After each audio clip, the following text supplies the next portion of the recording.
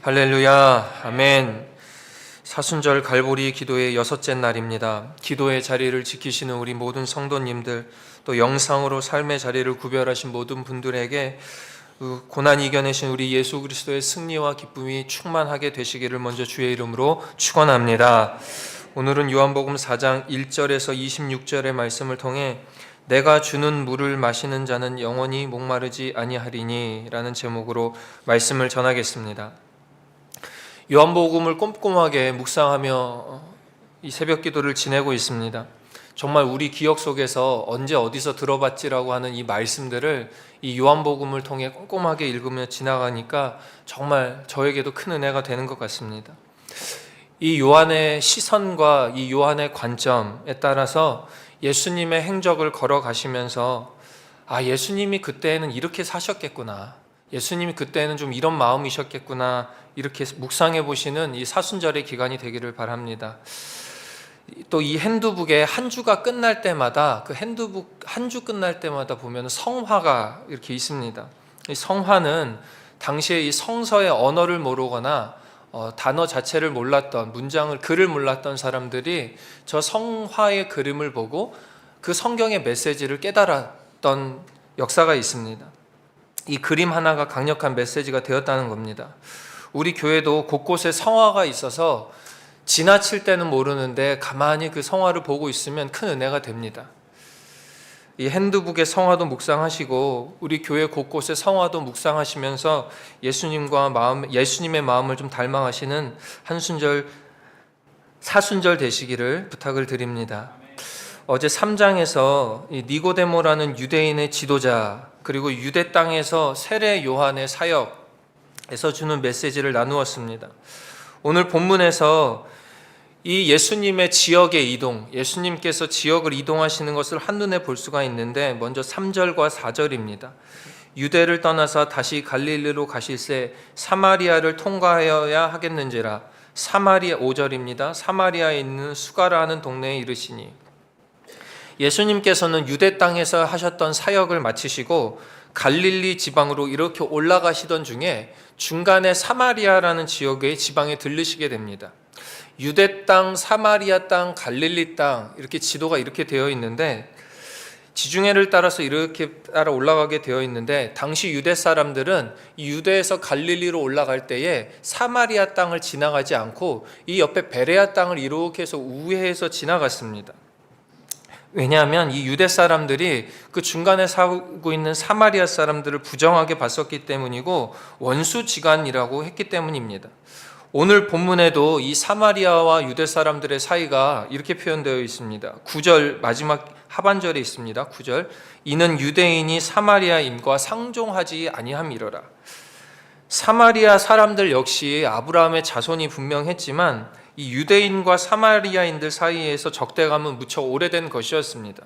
이것은 북이스라엘과 남유다 사이의 사이까지 약 BC 700년 정도까지 그 역사가 올라가는데, 이 아수르가 북이스라엘을 멸망시키고 나서 민족 말살 정책, 일종의 민족 말살 정책을 위해서 그 북이스라엘의 지역에 다른 이방인들을 살게끔 민족 이주 정책을 펼칩니다. 그러니까 이 북이스라엘 지역에 이방인들이 살게 되는 거죠.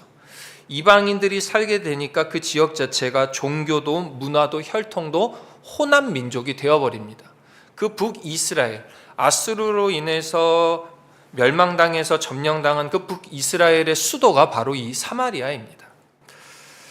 그러니 혈통을 중요시 여기는 이 유대인들 입장에서 이 사마리아인들을 얼마나 부정하게 바라봤겠습니까? 상종하지 않는 사이였다 이겁니다. 그런데 이곳에 예수님이 찾아가신 겁니다. 지나간 수준이 아니라 복음을 거기서 전했습니다. 그것도 당시의 남성 중심 사회에서 소외된 부류라고 이야기하는 여성에게 찾아가 복음을 전하시더라 이겁니다. 오늘 본문의 말씀을 통해 우리들이 이 사마리아의 여인의 마음이 되어보기를 원하고, 또 복음을 전하는 예수님의 마음이 되어보기를 바랍니다.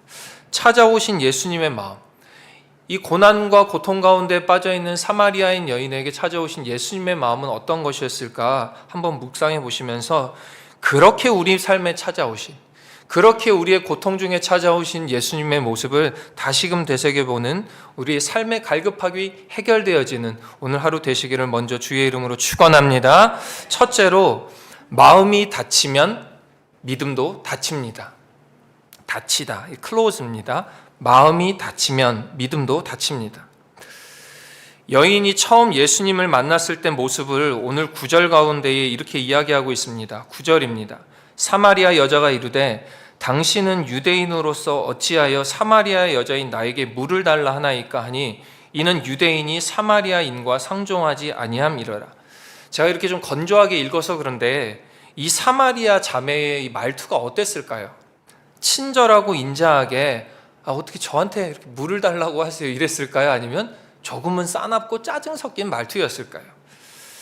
이 배경을 좀 보면 이 수가성 여인, 사마리아 여인은 우리가 알다시피 5번 이혼하고 현재 동거하는 남자가 있는 부정한 여인입니다. 혼혈일이라는 손가락질 속에서 아마 외롭게 살았을 것입니다. 남편도 5명이 과거에 있었고 현재 동거인 남편도 아니라고 본문에 오늘 기록되어 있습니다. 비참한 인생이었을 겁니다. 당시 유대 관습에 의하면 이 이혼 권한은 남자에게만 있었습니다. 여성이 간음을 하거나 또는 남편을 기분 나쁘게 하면 그 혼인을 무효화시켜버리는 권한이 남자에게 있었다는 겁니다. 버려졌다는 겁니다. 사랑의 관계성에서도 철저하게 버려진 여인이 바로 이 여인이라는 겁니다. 남성 중심 사회에서 그래도 여성이 혼자 살아가기 쉽지가 않으니까 생존해 보겠다고 결혼을 했고, 그리고 버려지고 다시 결혼을 했고 버려졌고 만신창이가 되었을 겁니다. 그러다 보니 이 물 기르러 온 시간이 오늘 성경에 6시라고 표현되어 있는데 6시로 표현되어 있는데 오늘날 시간으로는 정오입니다. 낮 12시. 당시 팔레스틴 광야 지역은 햇빛이 너무 강해서 낮에 일을 하지 않았습니다. 그러니까 낮 12시가 우리 회사원들 돌아다니는 점심시간이 아니라 정말로 아무 사람도 다니지 않는 땡볕 한 아무도 인적이 드문 그 시간에 물을 기르러 왔다는 것입니다. 다른 사람 만나는 시선 자체가 싫었을 겁니다. 그렇게 외면받았고 외면하는 삶을 살았던 여인이 바로 이 수가성의 사마리아 여인입니다. 그때에 예수님이 물을 좀 달라고 하십니다. 여러분, 우리가 이 말씀을 아니까 망정이지, 그리고 예수님 찾아오면 우리는 좋겠다 생각하니까 망정이지, 이 사마리아 자매 입장에서 왜 또 지나가던 남자가 이렇게 나한테 찝쩍대지? 나는 그냥 혼자 있고 싶은데 그냥 물 달라 그러면 자기가 혼자 퍼먹으면 되지 왜 나한테 물 달라 그러지? 이런 마음이 있었을지 않았을까? 이 여인의 마음이 돌박 같았을 겁니다. 사랑하는 여러분, 사마리아 여인은 분명히 지금 예수님을 만나고 있습니다. 그러나 그녀에게 이 만남은 기쁘지가 않았습니다. 귀찮았을 겁니다. 짜증났을 겁니다. 마음이 닫혀 있으니까 나에게 다가오신 이 분이 나를 구원하여 주시고 생명 영생수를 주실 분으로 보여지지가 않았다는 겁니다. 누구나 예수님을 만났다고 다 좋은 게 아닙니다. 아니, 예수님을 만나면 행복합니다. 기쁩니다. 그러나 예수님을 만나는 우리의 마음이 닫혀 있다면 그 예수님을 알아보지 못하는 것이기 때문에 그렇습니다. 새벽 기도를 나와 기도할 정도이면 예수님을 제대로 한번 믿어보겠다 작정하신 분들일 겁니다. 그러나 지금 내 삶에 예수님으로 인한 기쁨이 없다면, 전무하다면 예수님이 안 계신 게 아닙니다. 예수님이 여러분 마음 가운데 놓고 안 하고 계신 것이 아닙니다. 우리의 마음이 죄와 세상으로 인해 연약하여 문이 닫혔기 때문에 그렇습니다. 삶에 해결되지 않는 문제들과 재정의 문제들, 자녀의 문제들, 가정의 일들로 인해 우리의 마음이 혹여나 닫혀서 그 믿음까지 닫혀 있다면 이 사순절 기간 예수님의 고통과 고난을 묵상하시면서 그 닫힌 우리의 마음이 회복되어지는 축복이 있기를 간절히 축원합니다. 둘째로, 믿음의 도전에 반응해야 합니다. 믿음의 도전에 반응해야 합니다. 사마리아 여인의 이 거부 반응에도 불구하고 아마 당황 속에 있었을 이 사마리아 여인에게 예수님은 이렇게 말씀하십니다. 10절에 새번역 성경으로 읽어드립니다. 예수께서 그 여자에게 대답하셨다. 네가 하나님의 선물을 알고 또 너에게 물을 달라고 하는 사람이 누구인지 알았더라면 도리어 네가 나에게 청하였을 거고 그래서 너에게 생수를 주었을 것이다. 상처로 가득 찬 이 사마리아 여인의 마음은 하나님의 선물인 예수님을 알아보는 시선이 없었습니다. 그 다쳤던 마음에, 지친 마음에 똑똑똑하며 찾아오신 이 이방 남자의 물 달라는 말이 너의 생명과 너의 삶을 구원해 줄 그 영원한 생명수임을, 선물임을 알아보지 못했다는 것입니다. 대부분의 세상 사람들은 여기서 포기합니다. 그러나 예수님이 포기하지 않으셨습니다. 사마리아 여자가 포기하지 않은 게 아니라 예수님이 포기하지 않으셨다는 겁니다. 사마리아 여인에게 너가 하나님의 선물을 알고 물 달라고 하는 사람이 나 누구인지를 네가 알면 오히려 너가 물 달라고 했을걸 이라며 그 사마리아 여인에게 다시 한번 다가가십니다. 계속해서 그 영적인 도전과 권면을 이 자매에게 하고 계신 것입니다. 이어지는 11절 12절에 사마리아 여인은 이렇게 대답합니다. 11절에 11절 하반절입니다. 당신이 그 생수를 어디서 얻겠사옵나이까? 12절의 끝에는 당신이 야곱보다 더 크니이까? 사마리아 여인은 예수님의 이 영적인 도전에 대해서 여전히 현실적인 시야를 가지고 있었습니다. 예수님께서 그 다친 사마리아 여인의 마음문을 여시는 이 과정 가운데에 여전히 사마리아 여인은 현실적인 문제와 세상적인 시야를 갖고 있었다는 겁니다. 영적인 영원한 생명수를 허락하실 예수님께 진짜 마실 물 어디 있겠습니까? 이 우물을 만든 전통적인 그 선지자 야곱보다 당신이 더 큽니까? 라면서 이 이방 남자에 대한 정체에 대한 질문을 계속해서 하고 있는 것입니다. 사실 우리는 이 과정 자체를 굉장히 무의미하게 볼 때가 많이 있습니다. 때로는 이 무의미하게 보이는 이 과정 자체를 그냥 지나칠 때가 많이 있다는 것입니다. 굳이 하나님과 예수 그리스도를 믿는 믿음의 과정에 이런 핑퐁 게임이 필요한가? 굳이 이런 고난과 훈련의 과정이 필요한가?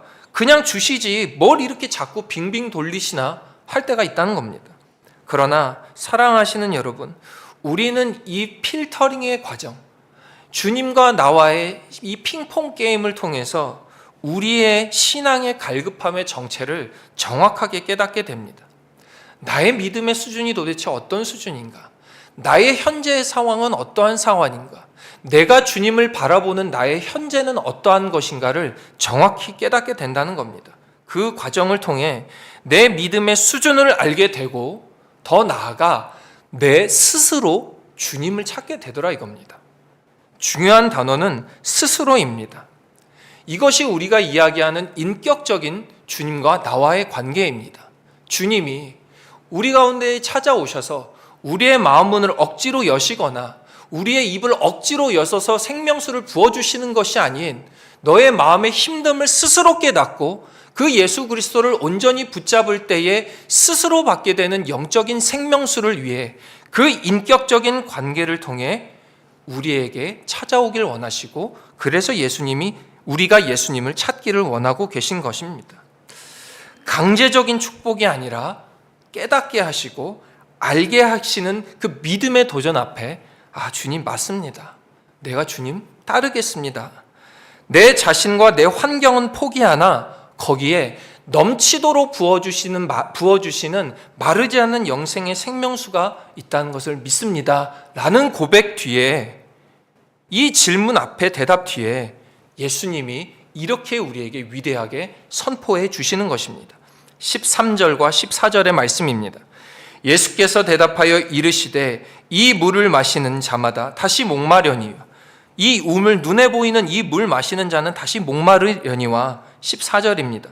내가 주는 물을 마시는 자는 영원히 목마르지 아니하리니 내가 주는 물은 그 속에서 영생하도록 솟아나는 샘물이 되리라. 믿음의 갈급한 도전 앞에 영원한 목마름을 해결하여 애쓰시는 그 주님 앞에 아멘하며 나아가시는 여러분과 제가 되기를 주의 이름으로 축원합니다. 끝으로 예배를 통해 우리의 믿음을 세워나가야 합니다. 예수님의 이 선포 앞에 사마리아 여인은 저에게도 그 생명수를 주옵소서 이렇게 얘기합니다. 이에 예수님은 남편을 불러오라 이렇게 얘기합니다. 사마리아 여인은 없습니다 라고 대답합니다. 그때 예수님, 맞아, 너에게 진정한 남편 없지, 이렇게 말씀하십니다. 왜 예수님께서 이렇게 굳이 말씀하셨을까? 아시는데도 왜 짚고 넘어가시길 원하셨을까? 그리고 오늘 본문 20절부터는 이 여인이 예배에 대한 질문을 예수님께 드리기 시작합니다. 이것은 당시 유대인과 사마리아인들 사이에서 어느 성전이 참된 성전입니까? 라는 논쟁이 있었기 때문에 이 논쟁이 이 사마리아 여인의 생각 속에도 있었던 것 같습니다. 그러면서 20절에 우리 조상들은 이 산에서 예배하였는데 당신들의 말은 예배할 곳이 예루살렘에 있다 이야기합니다. 어느 곳이 예배하는 곳이냐 묻는 것입니다. 굳이 예수님께 이 질문과 또 예수님께 이 대답을 구하며 나아가는 이 이유와 의도가 무엇일까? 예수님은 이 여인의 영적 갈급함 그리고 현실의 상황을 다루시면서 너의 그 삶의 현실에 갈급하게 만들었던 것을 이제는 뒤로 정리해라를 말씀하고 계신 것입니다. 무슨 얘기냐? 너의 삶을 갈급했던 너의 삶의 질문들, 너의 삶에 직면하고 있는 현실적인 문제들이 너를 얼마나 힘들게 했느냐, 너를 얼마나 어렵게 했느냐, 너를 예배하기 위해서 너의 그런 성전 문제로 인한 현실적인 문제들이 너를 얼마나 고달프게 했느냐를 짚게끔 말씀하시면서 이제 그거 다 뒤로 하고 영원한 생명수 되신 예수님 앞에 예배해라, 그것만이 목마르지 않는 영원한 길임을 가르쳐주고 계신 것입니다. 가능하신 분들은 오늘 이 찬양으로 오늘 하루를 보내보시기를 바랍니다. 우물가의 여인처럼 난 구했네, 헛되고 헛된 것들을. 그때 주님 하신 말씀, 내 샘에와 생수를 마셔라. 오 주님 채우소서, 나의 잔을 높이 듭니다. 하늘 양식 내게 채워주소서, 넘치도록 채워주셔서. 우리가 주님 앞에 이 믿음 찬송 부르며 나아갈 때에 영원히 목마르지 않는 생명샘을 여러분 가운데에 채워주실 줄로 믿습니다. 그 은혜가 넘치는 여러분과 저의 오늘 하루 삶이 되시기를 주의 이름으로 축원합니다. 자비하고 은혜로우신 하나님 아버지, 우리에게 영원한 생명수를 허락하여 주신 은혜에 감사를 드립니다. 주님 쪽에서는 늘 노크하며 우리에게 도전을 허락하여 주시는데, 찾으시는데 마음 문 닫고 세상 헛된 것들에 시선 빼앗긴 우리들을 긍휼히 여겨 주시옵소서. 다시금 주님이 부어주시는 그 생명수에 우리의 마음 흠뻑 적시게 하여 주시고 영원한 목마름이 해결받음을 확신하는 오늘 하루 되게 하여 주시옵소서. 정성껏 드리는 예물 만복으로 갚아주시되 주님께 모든 영광을 드리오니 주님이 기쁘게 받아 주시옵소서. 높이 드는 나의 잔에 하늘 양식이 가득 차는 기쁨 누리는 오늘 하루 되게 하여 주실 줄로 믿으며 예수 그리스도의 이름으로 기도하옵나이다. 아멘.